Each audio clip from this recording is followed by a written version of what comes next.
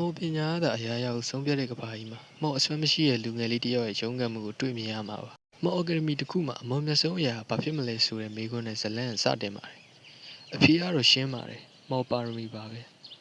မော်အစွမ်းမရှိတဲ့အတုံးမကျတဲ့သူအတွက်ဒီအကယ်ဒမီမှာရှင်သန်ခွင့်ရှိပါမလားစာသင်ခန်းထဲမှာဆရာအက်ဒဝတ်ကမော်တက်ကူပစ္စည်းဖြစ်တဲ့ဘဲကာကျောင်းနဲ့အခုမုံတို့အသုံးပြုပြီးမီးတောက်ဖန်တီးပုံကိုရှင်းပြနေပါသီအိုရီအရနှက်ဆက်လွန်းတဲ့ကျောင်းသားဝယ်ကိုရှေ့ထွက်ပြီးလက်တွေ့ပြခိုင်းတဲ့အခါမှာတော့အားလုံးလှောင်ရကြပါတော့တယ်ဝယ်ဟာစာတွေးမှာဂုံထူးဆောင်ထူးချွန်သူဖြစ်ပေမဲ့အခြေခံအကြဆုံးမီးတောက်မော်ကတော့မဖန်တီးနိုင်ရှာပါဘူးစာတွေပဲတော်တဲ့အတုံးမကျသူလို့ဆရာကိုယ်တိုင်ကကဲ့ရဲ့ပြီးမော်အစွမ်းမရှိရင်ဒီအကယ်ဒမီကနေအများဆုံးထွက်သွားဖို့တိုက်တွန်းခဲ့ပါတယ်ဒီကဘာမှာမော်ပညာဟာအာနာပဲမော်ပညာဟာခွန်အားပဲမော်ပညာရှင်တွေဟာသူရဲကောင်းနေပဲမော်မရှိရင်မင်းကဘာမှမဟုတ်ဘူးဆိုတဲ့အမှန်တရားဝယ်ကိုရိုက်ခတ်နေပါတယ်ဝယ်ကိုတငယ်ချင်းဖြစ်သူခိုးလက်ကကောက်ွယ်ပေးပေမဲ့ကျောင်းသားအထက်တန်းလာရှီယွန်းတို့လိုလူတွေကတော့ဝယ်ကိုအမြဲနှိမ့်ချနေပါတယ်ဒါပေမဲ့ဝယ်မှာလက်မလျှော့နိုင်တဲ့အကြောင်းရင်းတစ်ခုရှိပါတယ်အဲ့ဒါကတော့ငယ်တငယ်ချင်းအယ်ဖာယီယာနဲ့ထားခဲ့တဲ့ကတိပါအယ်ဖာယီယာထူးချွန်လွန်းတာကြောင့်ငယ်ရွယ်နဲ့အမြင့်ဆုံးမော်ပညာရှင်မာဂီယာဖင်းလေးဖြစ်သွားပြီးမျော်စင်တက်ကိုရောက်သွားခဲ့ပါပြီတနေ့ကျရင်မျော်စင်ထိတ်မှာအတူတူနေဝင်တာကိုကြည့်ကြမယ်ဆိုတဲ့ကတိကိုတီးဖို့အတွက်ဝယ်ဟာမော်မတက်ပေမဲ့မျော်စင်တက်ကိုတက်လန်းနိုင်ဖို့ကြိုးစားနေခဲ့ရတာပါကျောင်းကနေထုတ်ဝေမခံဖို့အတွက်ဝယ်ဟာ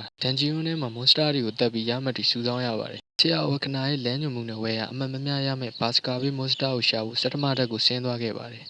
တစ်ဖက်မှာလည်းရှီယွန်းဟာဝဲကိုအမှတ်မရအောင်နှောက်ယှက်ဖို့နောက်ကနေလိုက်လာရင်မထင်မှတ်ဖဲသူတို့အဆင့်နဲ့မရှင်နိုင်တဲ့အင်အားကြီးစန်တီနဲ့မွန်စတာနဲ့တိုးပါတော့ရှီယွန်းရဲ့မော်ပညာတွေကအဲ့ဒီမွန်စတာကိုဘာမှမလုပ်နိုင်ပဲအသက်အန္တရာယ်စိုးရိမ်ရတဲ့အခြေအနေကိုရောက်သွားခဲ့ပါတယ်အဲ့ဒီအချိန်မှာပဲဝဲရောက်ရှိလာပါတယ်